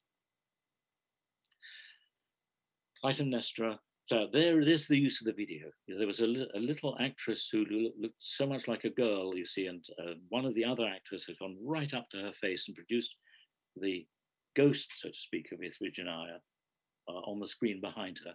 And there is Clytemnestra with a sacrificial bowl and as you see, modern dress. She's actually Anastasia Hiller, the actor. All the actors participated in the chorus and then emerged from the chorus to play their roles. Anastasia, very striking, very strong, and very female. This was not a masculine Clytemnestra at all. I thought the Peter Stein Clytemnestra was, well, actually, no, she was pretty female as well. Actually, but in a different way from a much more scarlet and white way than Anastasia was, as you can see in her summer dress, holding a sacrificial bowl. The next picture, please. Oh, there she is with the little girl. Well, she wasn't a little girl, actually. She was a tiny adult actor of Iphigenia, still with the gag around her mouth from her sacrifice 10 years earlier. And the next one. There she is after the murder. And typical Katie, when I said, that the text of the Agamemnon actually says that the bath in which Agamemnon is killed is visible. They actually say this bath here, for you to lie in this humiliating death in this bath. She goes and gets a real bath. And there you see Agamemnon and Cassandra lying dead. And round the edge of the bath, I hope you can see, there are little girls' dresses. And that motif that was amazingly effective, and which Katie Mitchell arrived at by thinking through how a mother would keep traces of her sacrificed daughter. And the next one. So there is the equivalent scene where Orestes, sword in hand and covered in blood, echoes where Orestes in the second play echoes the stance of Clytemnestra in the first play. And the next one, I think this is this is from the third play. As I say, I had less to do with this, but I do remember Katie Mitchell saying, I want the Furies, I want the Erinyes to be terrifying. What is most terrifying? And she said, I think what I find most terrifying is doctors with needles.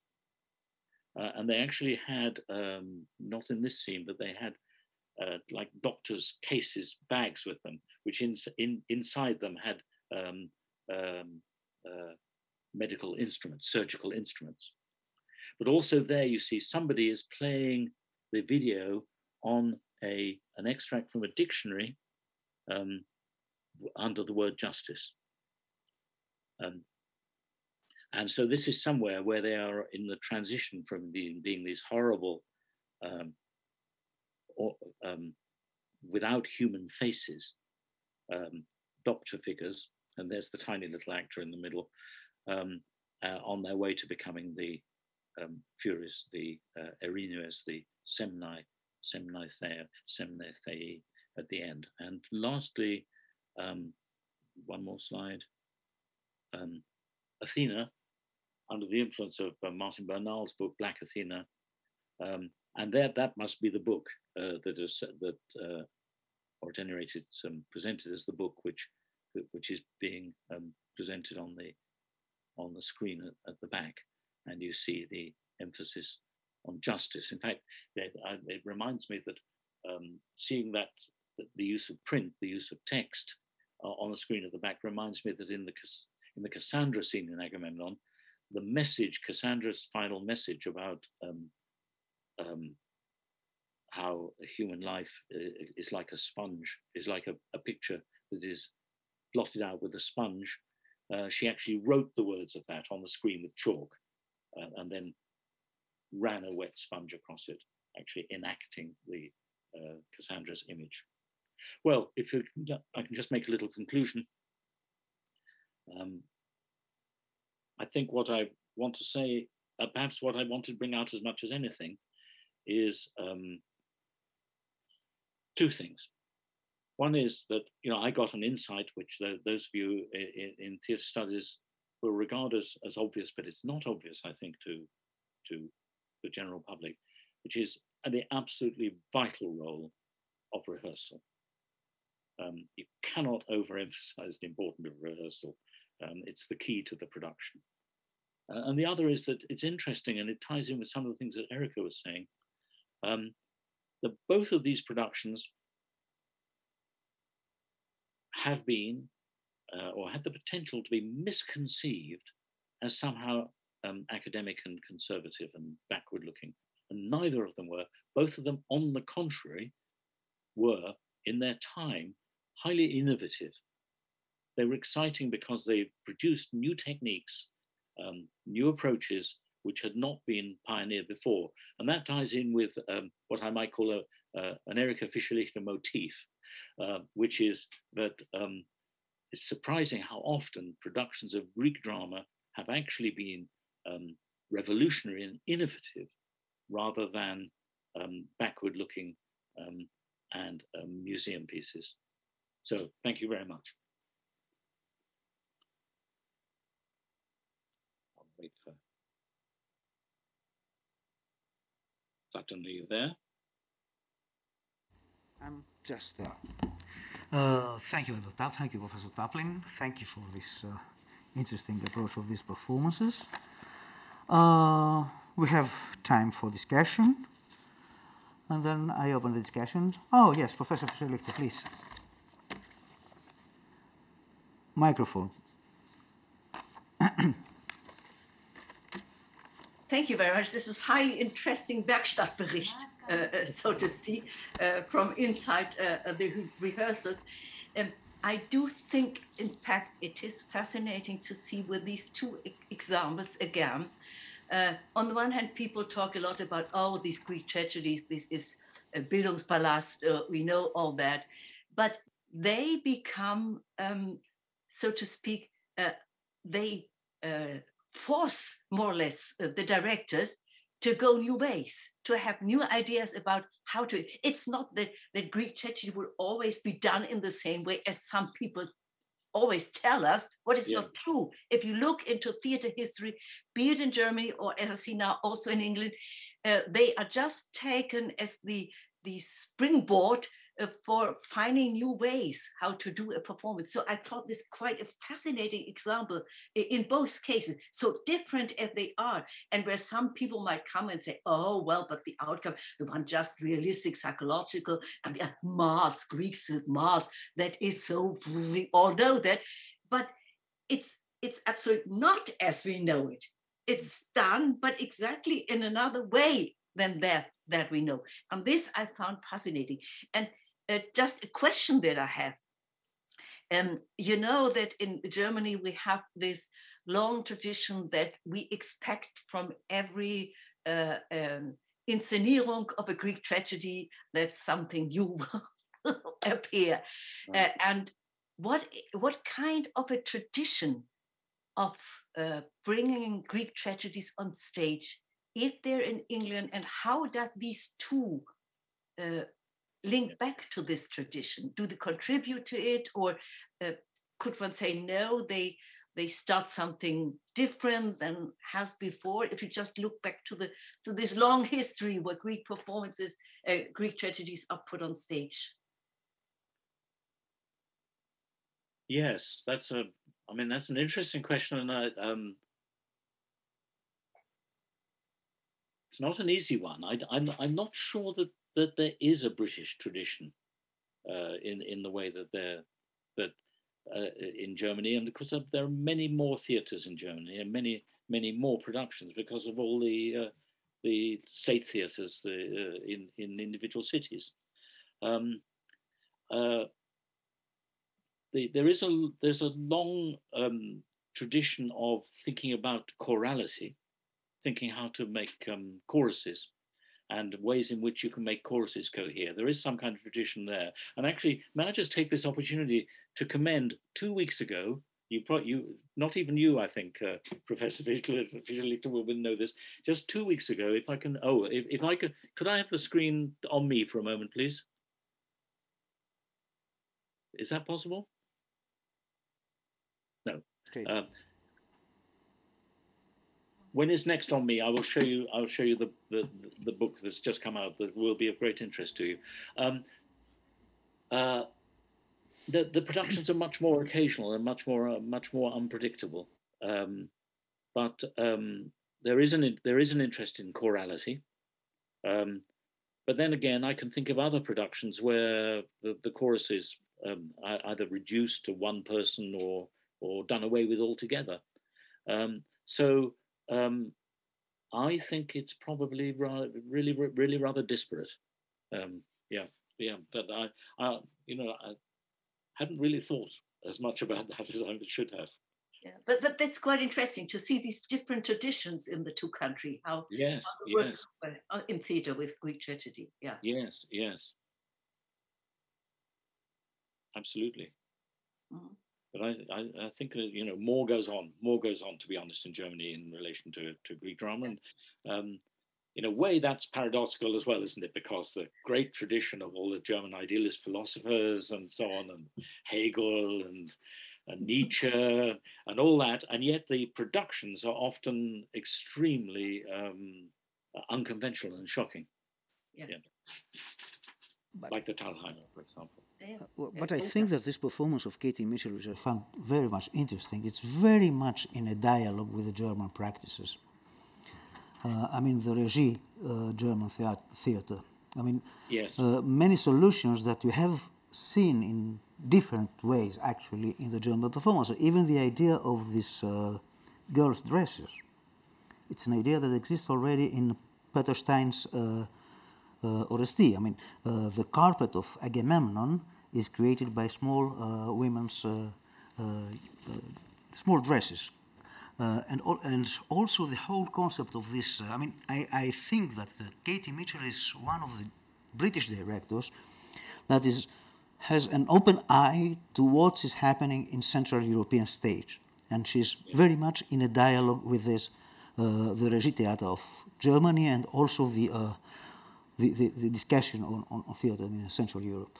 Much more than Peter Hall, who is much more let's say, British in his approach, and much more working on a theater of actors, as somebody who's an actor's theater, working on an actor's theater rather than a stage director's theater. I think it's since then, since 2000, Katie Mitchell's had done a great deal of work in Germany, in particular, and I think is more appreciated outside Britain than inside Britain. But at that stage of her career, the great influences came from Central Europe, from Poland, and I think from the Czech Republic as well. She traveled a lot in Eastern Europe in the early years of her career in the 1980s and 1990s. So yeah, you're absolutely right that she very much tunes into was very much influenced by Central European productions, but I think the interaction with German theatre is mainly since then rather than before then. This book, let me see if I can make it visible. It's by Estelle Baudou, Créer le cœur tragique. And its productions, it's a study of the chorus, ways of doing the chorus, particularly in relation to communality in Germany, France, and the UK from 1973 to 2010. So a lot of the productions we're talking about are actually discussed by Estelle Baudou in this new book. Oh, this sounds fascinating. I'll get this book. Yes, you should. Sounds fascinating. You get this book. Published by Classique. Créer le cœur classique. Yeah. Créer le cœur classique. Wonderful. Wonderful. I have it. I must have it. Yeah. Interesting suggestion. I think you are much cited in the index. There are many references to you. Okay, well, more questions? Yes, Mary Hart, please. Microphone, yep. I just thank you, Oliver. That was really a wonderful presentation, and I did see the Katie Mitchell, and I have to, and I really appreciate your bringing me back to think about it more and to remember just how magnificent it was. It was an incredible experience to be there. But I would just, and of course, and the girls' dresses were phenomenal. The way that she directed these important points in the play was subliminal and across a period of time and of recognition for the audience.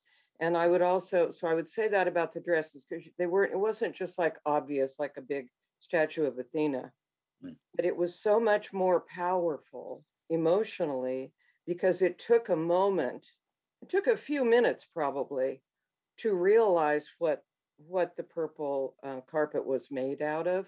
Yeah. And you sort of took it on and then just, you know, it was breathtaking. It really was. But my point is that I wanted to bring up two things about the actors, Anastasia Hilla and the actress I don't remember who played Iphigenia. And by the time that I saw the performance, Anastasia Hilla's pregnancy, which wasn't obvious in the picture you showed, clearly a rehearsal photo early on, by the time I saw it, she was evidently pregnant. Yeah. So the whole time that she's on stage, you're thinking about her and aspects of motherhood, aspects of life and death, aspects of who is the father. It's not Agamemnon. And it really enhanced the story and the narrative into realistic spaces that were outside the text that were very interesting, of course. And then also this actress who played Iphigenia, she was a very small, but a grown-up actress.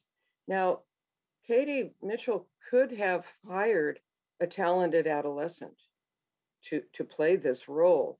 The thing is that when you're sitting there watching this person act, I mean, I can remember we were whispering, like, who we couldn't figure out what kind of person she was because she seemed to be a child, but she clearly wasn't in certain ways. And so we were paying such close attention to figuring out where she was in her stage of life. And I really think that Katie was thinking about Iphigenia's lifespan and the stage of adulthood that she would never reach. Yes. You know, it was just so, again, there were, I don't know if you might professionally in theater terminology call it intertextual or meta-theatrical. I'm not exactly sure of the terms, but what it did was to enrich that play in terms of that actress, in terms of this actress, in terms of this scene, and everybody in the play was just so good at what they did and so thoughtful. And now hearing you talk about how she developed the backstories makes a lot of sense with that. So so I just wanted to share that was our experience there. Yeah, yes, thank you, Mary. That's very interesting about that. Her being, so to speak, small, but has grown up over those intervening years. I think that's yeah, very, very interesting. Kira, I mean, the fact that Anastasia got pregnant was, of course, in a sense, chance. And actually, she had to be replaced in the later performance. Eventually. Because, but Mitchell might have replaced her earlier had she. Yes, that's right. Been a different kind of director. A behind-the-scenes thing, which is, I don't think is relevant to the production, but it is actually a fact that the father of the child was the actor of Orestes. and they're now married and have 2 children. I did not know that. Well, that puts a whole new twist on things. Thank you. Thank you, Marie. Thank you, Oliver. More questions? We're a little bit over time. I mean, but if there's any other question, we can have it now. Triandafylos, please. Triandafylos Bostantzis from University of Salonika. Ναι, Triandafylos, ακούμε. Please appear, if it's possible. Unstable connection. Okay. But I would like to question Mr. Taplin. I have a scholar in front of me that I quote. It's by John Charles, and I quote, it says that the only strong point that remains about the Tony Harrison's production is an aesthetic one. The complex archetypal visions of the Orestia are submerged and remain as innuendo to the aesthetic end. How would you comment on that, Mr. Taplin? Sorry, who said that? Can you tell me the name again? John Charles, Shioles. Oh, Hiolas. John Hiolas, yes. He says that the only strong point of the Tony Harrison's production is the aesthetic, and it has no political interpretation. So I don't really agree with that. And I don't think Tony Harrison would want to agree with it. It has no political interpretation. It is true that it was gender politics above all, but I think it's a difficult word, aesthetic, isn't it? And I often wonder myself when I should and shouldn't use it, because if one's using aesthetic to mean the way that the themes, the themes and the interpretations of the play are turned into something that is perceptible through the senses, in other words, how they're seen, heard, smelt, then yes, I mean, all theatre, in that sense, all good theatre is aesthetic. I don't think it's a negative thing to say that it's aesthetic. But what I would say is that, obviously there's something that is purely art for art's sake is a great deal less powerful than something that is stimulating thought and interpretation in the audience. And I think the Tony Harrison play at the time, it certainly wasn't perceived as just an artwork, as a sort of fancy piece of visualization. It was perceived as having strong themes of, particularly of, as you'd expect, of revenge and choice and justice. But above all, he was obsessed with the almost the modernity of the male versus female aspect of the Oresteia. So it's an interesting quote, but I think the main interest for me of that quote is the attention it draws to the different things that you might mean by the word aesthetic. Okay, thank you very much. Combining what Mrs. Fischer-Lichtes asked before. Oh, sound's gone. Oh, lost the connection, I think. How would you comment on that? I think we lost the connection and we didn't hear your second question. He says that Tony Harrison's production is radical, but not influential. How do you comment on this? But not international. No, it has no influence to the to make the tradition. Yes, I think there's some truth to that. Yes, it was in a sense a one-off. It was so tied to this particular poet, to his language, to his rhythms, to his alliterations, and to his interpretations. So that, in a sense, the main influence of it was on his own later work. So Tony Harrison had gone on to do further works of Greek, based on ancient Greek, including a Hecuba, for example. And it's, insofar as it's been influential, I don't think I would say it has no influence, because I think it has influenced ideas of rhythmicality, of bringing back rhythm and sound patterns into the delivery, which has had some influence. Thank you, Mr. Taplin. I don't see any other questions from people connected, but maybe there is a question into the room. Yes, I see. Hello. Hello. My name is Anastasia Komidu Hathaway. I'm a stage director, Greek American. Thank you very, very much for your insights, for all the amazing work that you have done, and our mind has opened today. I'm a big fan of both of you, obviously. I don't actually have to ask a question. I would just like to maybe share, and you can comment if you want, that in Britain, where I've studied also, I've studied in RADA back in the 90s, the tradition has it more that adaptations, modern adaptations of Greek tragedies are very much at work. Like Timberlake Wharton Bakers, the Nightingale, like other ones that I can't remember right now. So, whereas in Germany, we have more of new directorial concepts, new ways, trailblazing ways of looking at the ancient tragedy itself as it is.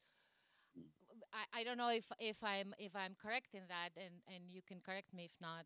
I think that in Britain, in England, we have more of new ways of rewriting ancient, like new works, rewriting ancient Greek tragedies. Thank you. Yes, I would like to say something about that. I can't speak about the extent to which you have adaptations in Germany. That Erica could say more about that. But it is quite true that there's a strong stream of adaptation or adaptation of works inspired by, and as you say, Timberlake Wurtenbaker repeatedly goes back to Greek models in one way or another, as well as translating herself. But there was an Oresteia about 5 years ago at the Almeida Theatre, which I think then went on tour, and it was announced as the Oresteia, and it was announced as Aeschylus Oresteia, and in fact it was entirely new plays by Robert Icke, and they were very good actually, but they were no more Aeschylus as Oresteia than Eugene O'Neill is Aeschylus's Oresteia. They were new works inspired by and taking themes from the Oresteia. And very good they were too. I was just annoyed that they were advertised. Perhaps it helped to sell tickets. They were advertised as Aeschylus Oresteia. So I think you're right. Though I don't know, is there there must be some tradition of modern new works inspired by in the German theatre. Yeah, there surely is, but I mean, it's very difficult sometimes to distinguish between when stage directors make a new play out of the old text, the way they use it, you could say it's a new play, because the idea of being true to the text is something that does not exist. For quite a long time already. It's material in the hands of the director and the actors. And then they sometimes create new pieces out of that, where they just take it. And it's so, I think the dividing line between both is not very strong. We have, of course, new pieces that are written on subjects from Greek tragedies. But on the other hand, I would say what some directors do is also making a new play, not just a new production, but a new play by the way they used it as material.